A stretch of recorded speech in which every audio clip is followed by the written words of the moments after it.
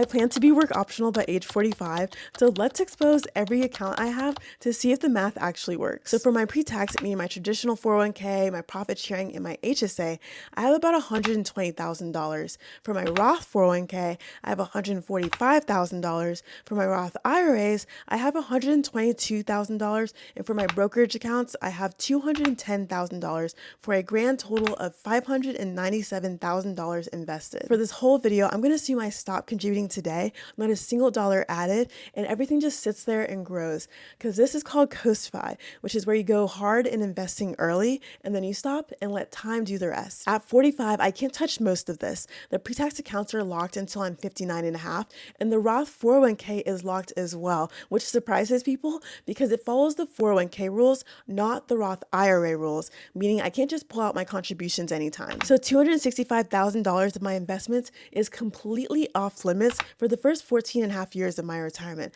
So that means my brokerage account has to carry me completely by itself at age 45. And if my brokerage is about $210,000, and if I never add another dollar and let it coast for about 11 and a half years at a 10% return with 3% inflation, it would grow to about $450,000 in today's dollars. Now I'd spend it down from age 45 to age 59 and a half, and that would be about $4,000 a month every month for about 14 and a half years. And I would run it down, basically down to zero, right as the other accounts are opening up. But on the other side of this, while I'm living off the brokerage, the other $387,000 never gets touched. It just compounds for 26 years. And then at age 59 and a half, I would have about $2.1 million in today's dollars. And if I follow the 4% rule, that would be about $7,000 a month every month for the rest of my life. And of course, health insurance. So from age 45 to 65, there's no employer plan and Medicare hasn't kicked in yet. And so depending on where I'm living, it could easily be $500 to over $1,000